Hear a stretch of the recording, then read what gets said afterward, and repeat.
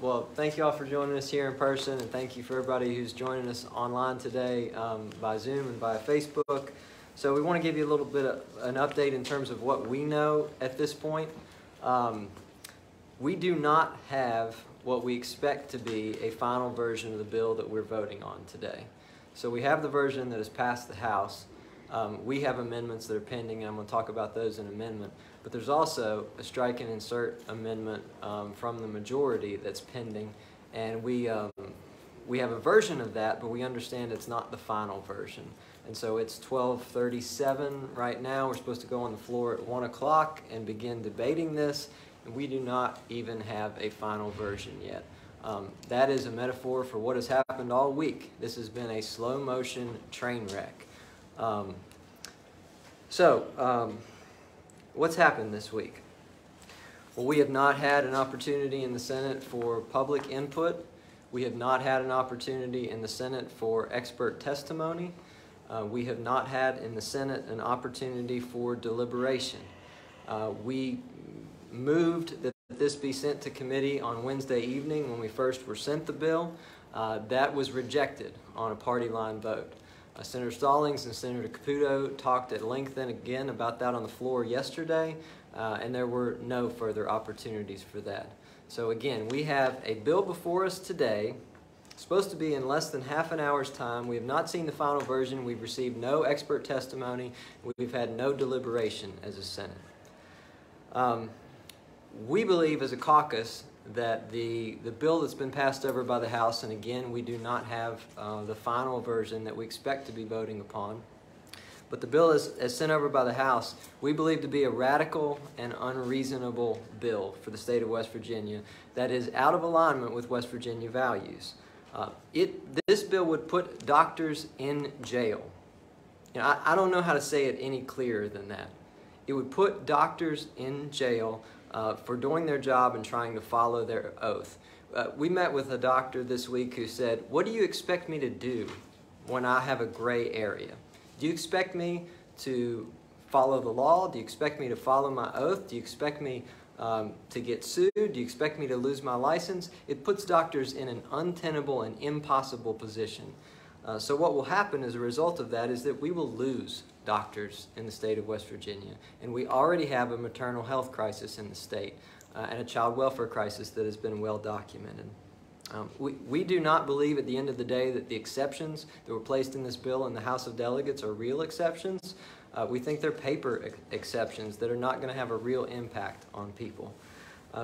Bottom line is we should not be making these decisions. These decisions are not ours to make. We do have several amendments that we plan to offer today. Quite frankly, we do not expect support for those, but they're the right thing to do, and we're going to fight for them on the floor today. We're going to remove criminal penalties for doctors. That's one of our amendments. One will remove the timeline for exceptions. It looks like the timeline for exceptions will change in the Senate majority strike and insert, but we want to remove those timelines altogether. Change the reporting structure. Because again, it's a paper exception right now. It's not going to have any real impact. And then ultimately repeal the 1849 law. That's the real kicker in all this. If the Supreme Court rules that the 1849 law that's before them now, and they say they're not going to take it up until January, is ruled unconstitutional, this entire process, this entire special session was for nothing. I'm sorry? If it's ruled constitutional. Oh, did I say unconstitutional? My apologies. If it's ruled constitutional, then this entire process was all for nothing. We want to talk to you a little bit more about our perspective on this and then take any questions from folks who are here in person and folks who are joining us online. I'd like to turn it over next to Senator Mike Romano, who's already kept me on my toes here because I messed up the legalese. So please, correct everything else that I did wrong, please. I think everything else you said was right, Senator. You know, we realize fully that abortion is going to be declared illegal by the majority. It's what people who are voted in here, who are in the majority, and they have a significant majority, they intend to outlaw any elective abortions. And there were very few in West Virginia to begin with. You know, what makes the difference about abortion is whether we have a good economy, whether kids have opportunities for a good education. whether there's food on the table and a roof over their head. That's not what this legislature is concentrating on. We've wasted 3 days and probably close to $200,000 of the taxpayers' money sitting around. Before today, we've met for a grand total of maybe an hour since Monday. And we've accomplished nothing. We've debated nothing. We've heard from no experts, no citizens on this bill. What this legislature has done consistently for the past 8 years is they've destroyed every opportunity for working West Virginians to have a good life here. It's why we've lost almost 100,000 people, because they've destroyed public education by giving away close to a third of the public education budget, which we're going to fill over the next 5 or 10 years. Foster care. They won't even give money to foster care. They want these children to be born, but nobody to take care of them. We lost 200 of them. The foster care system did not know where 200 of our foster cares children were just a couple of years ago. The reality is that they want every child to be born because it's politically expedient. They think it's a political propaganda tool. But the reality is they don't want to make sure they're well fed. They don't want to make sure they get medical care. They don't want to make sure they get an education or have a chance to be a productive West Virginia citizen. What they're going to be is welfare recipients or unemployed when they get to be adults. So, you know, this bill is going to pass in some form.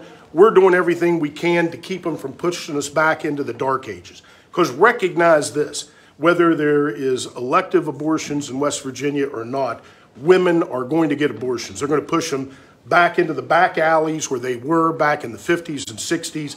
I spoke to a nurse who I care for. She's 95 years old. She told me that without legalized abortions, which she was around in the 50s and 60s, that women would come in literally with hangers hanging out of them dying because they would try to get an abortion anyway. They could, not because they didn't want the child, but because they couldn't feed their 9th or 10th child. And their 7th child, their 8th and 7th child were already starving to death, and they just didn't have any choice.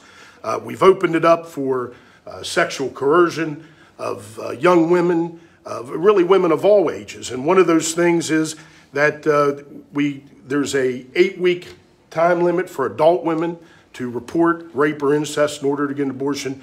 Minor children and people who are mentally disabled only have 14 weeks. Most women don't know they're pregnant in 8 weeks.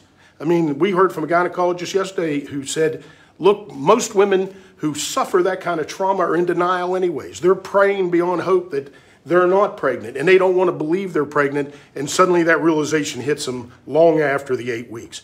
Doctors and patients are going to go to jail, not for seeking an abortion, but for making sound medical decisions to save a woman's life because she has an ectopic pregnancy or she has a membrane breakthrough. They're septic in seconds, and if a doctor makes the wrong decision, he's facing criminal penalties, including 3 to 10 years in prison. And I'm going to tell you, there's no doctor that's going to do that. They're going to run your doctor out of state with this. We're going to change the reporting requirements for rape and incest. Right now, it's required to report it to law enforcement. Any statistics, look on any national website, you'll see upwards of 60, 70% of rapes and incest are not reported because of the embarrassment and the shock to these women who suffer this trauma. Psychological and mental health reasons are completely excluded from this bill for seeking an abortion. I mean, can you imagine it? How many times have we heard they've really brought mental health to the forefront, and here we're pushing it back into the 1950s.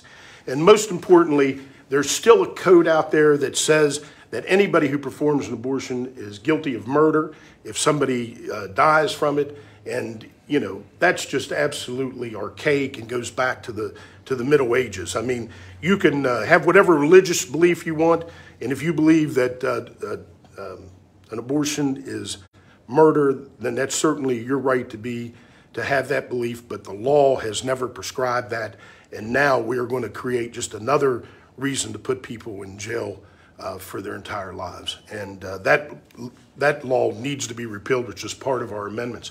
But to understand what is truly happening to the physicians and patients in West Virginia by this bill, I'm going to ask up our own resident doctor, Senator Ron Stallings, who has spoken to dozens and dozens of doctors about this bill and what it's going to do, and he's going to speak to you next about that.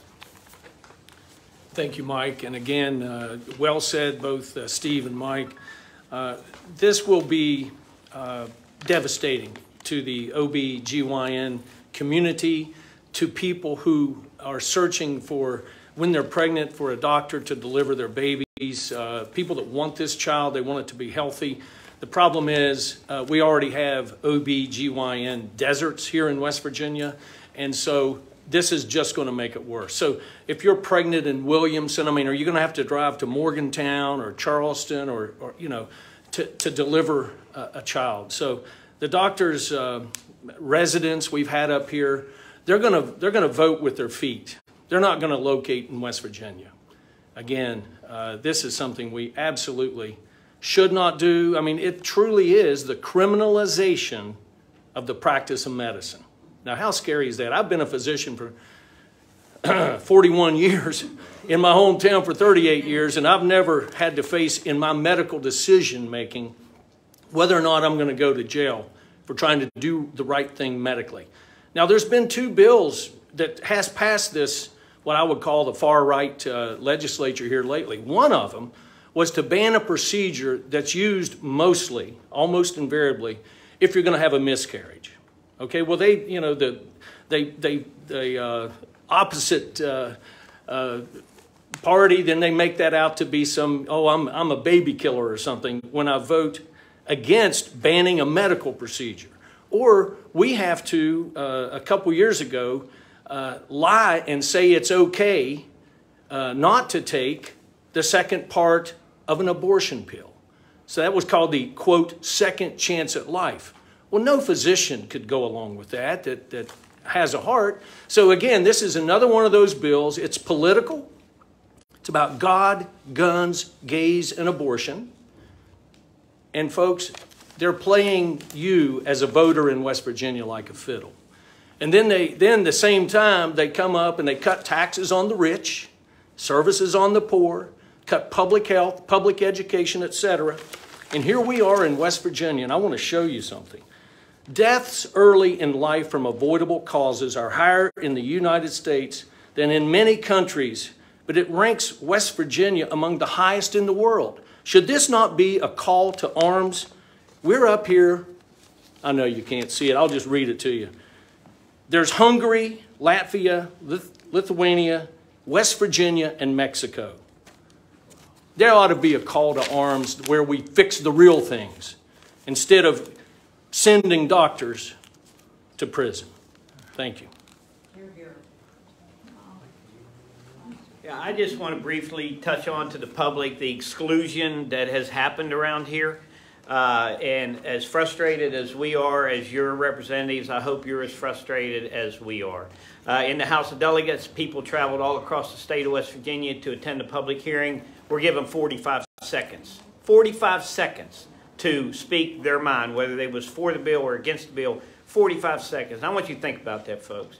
And in the state Senate, where we're supposed to be the deliberative body, the Republican leadership over here decided we're not going to committee. We're going straight to the floor. Committee is where we always vet these things, where doctors could have came in and gave us real expert opinions so lay folks like me could have good information to make what I hope to be good, sound decisions. Nope, they cut out all that process. No committee process whatsoever, no testimony from experts, and no testimony, most importantly, from the people that we represent. So I hope that you all see how frustrated this Republican majority has been to us, and I hope you're just as frustrated as we are about this process. Thank you, Mr. Leader. All right, we're happy to take questions. We'll go with folks who are in person here and then online. Stephen? Sure. I don't expect you to put odds on this, and we're not here to really talk about the tax bill, but obviously that's a contention between the House and the Senate right now. If they make too many changes on this side to the bill to do whatever they want to do, because we haven't even seen that strike and insert yet, what are the chances of getting out of this session with it ending today and nobody getting anything because of the differences that they have between what they want to see on abortion and what they don't? I've already been told by one lawmaker over there that if it comes over there without removing the criminalization part for doctors, someone that had voted for it a few days ago, that they would absolutely vote against it. and that was a Republican. I mean, what are the chances of this just completely falling apart just because they can't even get their act together? Probably pretty good at this point, I think. We were called for a special session to provide tax relief. We are not going to provide any tax relief. Instead, we're going to ban abortion and take away people's freedom to make medical decisions for themselves. So if that gives you any indication of the process that we've undergone so far, you know, I mean, I called it a slow motion train wreck, and I really believe that. There's a very good possibility that at the end of the day, tax reform doesn't happen and this doesn't happen. But I think there is, obviously, I mean, you've seen, there is a will to do something on this topic. We were not even called together for this purpose. And this is now the purpose that's before us, that's occupied 95% of our time and our energy. So it's been a zoo. It's been an absolute zoo, and I expect it will be the rest of the day. It's a consequence. It's a this is the folks that we have elected to govern us, and this is the way that they've chosen to govern us, in an ineffective and inefficient manner. Thank you. Steve. Making sure nobody else wanted to chime in. Ian? Yeah, so I mean, over the years, I mean, a lot of Democrats, including leadership, have taken very different positions on abortion, and I know, including some of the bills that Senator Stalling brought up, I mean, there are people here who voted for those. I mean, what is the Senate Democrat stance on abortion, and what will you do to protect it? Well, I'm not sure, I think you were here when we started out, and I talked about this with you yesterday. Our position is, you know, being in the minority, we don't put forward bills. We have to respond to bills. We put them forward, but that doesn't necessarily matter. So in response to this, we want to protect people's freedom to make medical decisions for themselves. Can we do that? No, we're not in the majority. So our response to the situation is to try and hold the line. Hold the line on exceptions. Hold the line on criminal penalties. Hold the line for people back home. At the end of the day, that's what we have the power to do. I mean, aside from holding the line, like, what is your stance? I'm not. It varies. I mean, our stance varies. Yeah, I mean, within the state of West Virginia, I'm sorry, maybe I was misunderstanding your question there.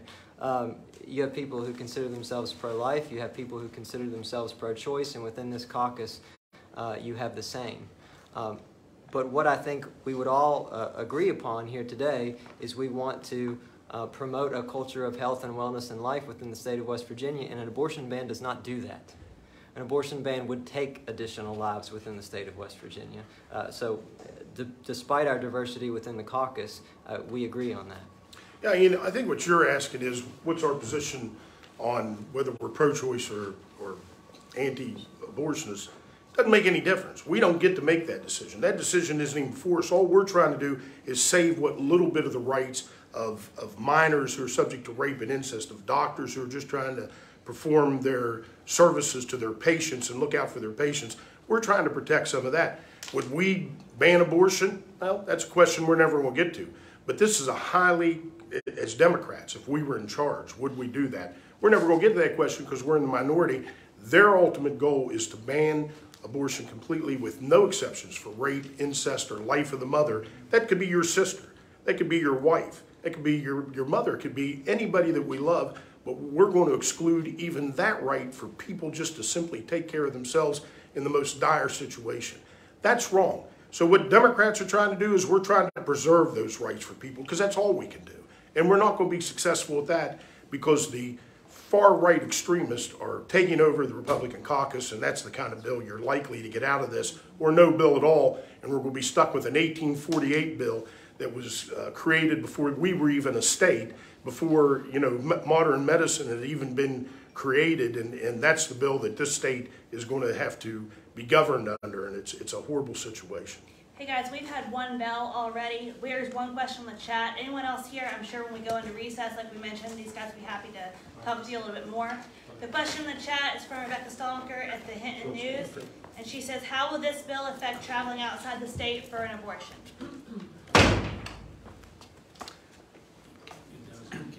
What's the question? How will this bill affect traveling outside of the state for an abortion? Well, that'll be an interesting question because, you know, as it indicates now, there's a lot of penalties in there for anybody assisting with an abortion or in any way, you know, helping somebody get an abortion. So that could be applied to people in state who are trying to go across state borders to states where it's legal. And don't forget this, that rich people, you know, people of means are always going to be able to go and get this kind of care, no matter what the situation, because they'll be able to fly to a state, they'll be able to fly to a country where it's legal and permitted, and only in West Virginia will this burden fall upon the poor people and the lesser wealthy people in this state who have a hard time traveling to Charleston or Morgantown, let alone to another state or another country. So there are restrictions within telemedicine in the bill before us. Again, we haven't seen the final strike and insert, but that's what we understand now. Sorry. Did you have a question as well, sir? I was going to ask real quick about, you know, the state legislatures across the country have had this now since the Supreme Court decision, and West Virginia could be one of the first to decide this if it comes soon. But some people might ask, well, what kind of model are you using? But you guys, I'm sure, are saying this isn't really a model. This might be something ramrodded. I mean, it's going through the legislature because of a reason, right? It's going through the entire legislature because you guys weren't really given a chance. Well, abortion is legal right now in the state of West Virginia, and until something happens with this legislation, it will remain that way. So you're right.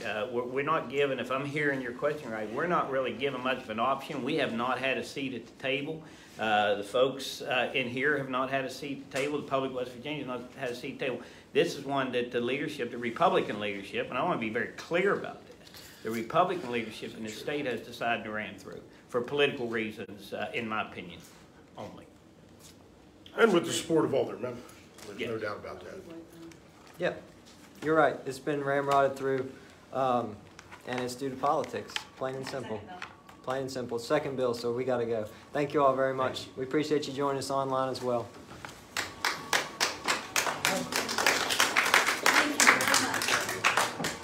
Thank you. Thanks for fighting for us.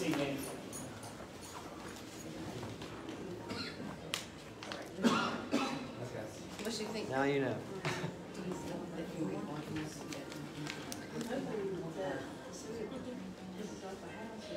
Hey, Jim.